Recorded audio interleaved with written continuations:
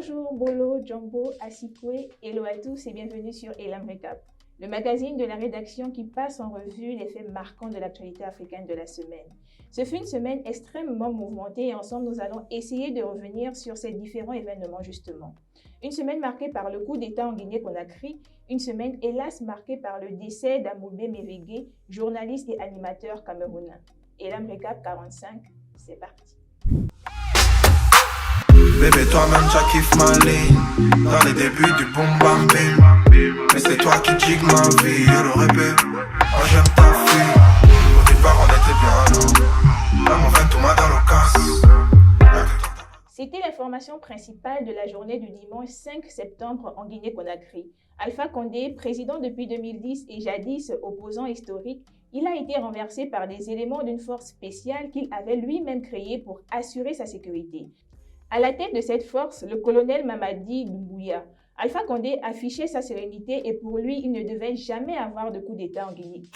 Quelque chose que vous avez affirmé, c'est que vos adversaires veulent se proclamer vainqueurs pour aller ensuite se réfugier dans une ambassade en pensant qu'il y aura la guerre. Alors, est-ce que vous craignez un scénario comme au Mali où l'armée a renversé Ibrahim Boubacar Keïta il y a 2 mois, par exemple? Est-ce que c'est ça que vous craignez?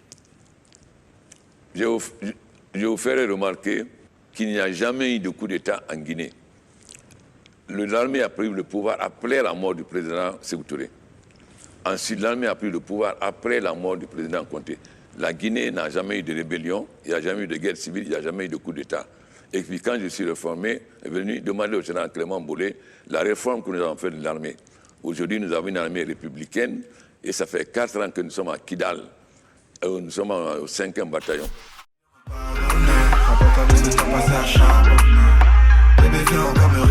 Alpha Condé a passé une grande partie de sa vie en France. Étudiant puis professeur de droit à Paris-Sorbonne, il tape dans l'œil de Sékou Touré, le père de l'indépendance guinéenne, à qui il s'opposera quelques années plus tard et sera condamné à la peine de mort par contumace en 1970. Il rentrera en Guinée quelques années plus tard, après la mort de Sékou Touré en 1991, et s'opposera à Lansana Conté, un militaire qui avait pris le pouvoir à la faveur d'un coup d'État, puis à Dadis Camara, un autre militaire qui a pris le pouvoir à la faveur d'un autre coup d'État. Alpha Condé sera arrêté et gardé 20 mois en prison sans procès avant d'être condamné à 5 ans de prison pour atteinte à la sûreté de l'État. En 2001, il sera gracié. En 2010, il gagne l'élection présidentielle au second tour contre Cellou Dalein Diallo. Ses opposants estiment qu'il avait passé un deal avec Bolloré et la France. En échange de contrat pour le port de Conakry, Bolloré devait jouer de tout son poids pour qu'il gagne les élections. Des accusations toujours démenties par le concerné. En 2015, il gagne des élections contestées. En 2020, il change la constitution pour briguer un 3e mandat. Il sera réélu, j'ai envie de dire, comme prévu. Il n'aura donc passé que 12 mois à la tête du pays au cours de ce 3e mandat.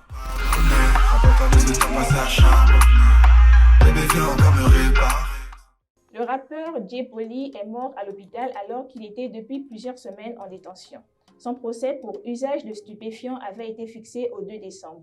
Lors de l'audience qui s'était tenue mercredi dernier, le rappeur avait demandé une libération conditionnelle estimant que sa détention provisoire avait expiré, une demande rejetée par le tribunal. Quelques heures plus tard, Jay Polly avait, avec 2 autres détenus, ingurgité un mélange composé d'eau, de sucre et d'alcool utilisé par les détenus pour se raser. C'est du moins la version donnée par les autorités pénitentiaires qui précise que ce mélange a été préparé par Jay Polly et les 2 autres détenus. À 18 h, il a été transféré à l'hôpital de la prison avant d'être transporté dans un hôpital de Kigali où il va décéder à 3 h du matin.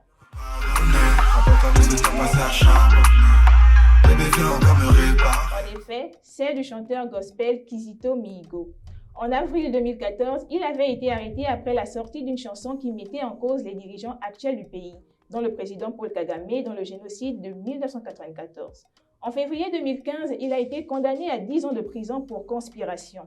3 ans plus tard, en 2018, il sera gracié par le président rwandais. Le 13 février 2020, il est de nouveau arrêté et décède 4 jours plus tard en détention dans des conditions encore jamais élucidées.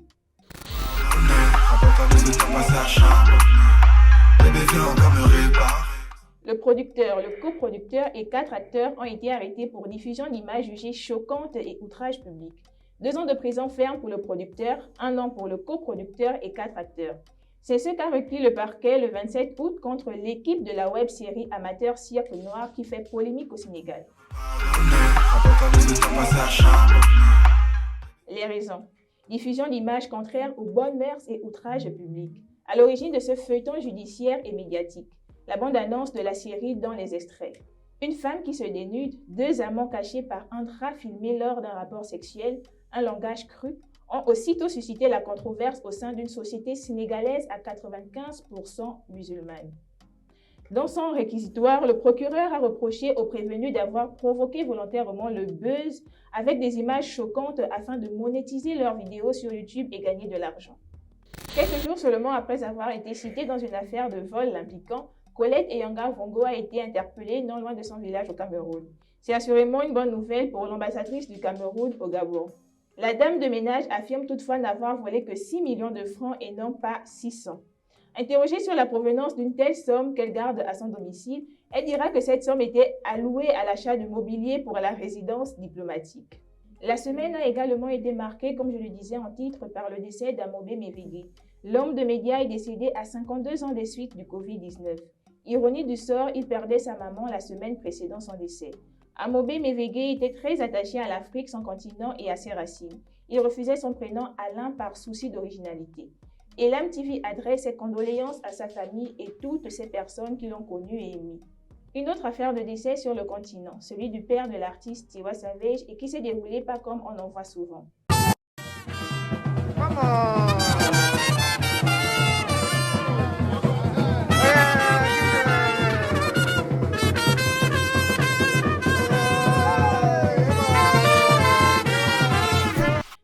Au Ghana et au Nigeria, lorsqu'une personne très âgée décède, on célèbre sa mort de cette manière pour remercier Dieu de lui avoir accordé une longue vie.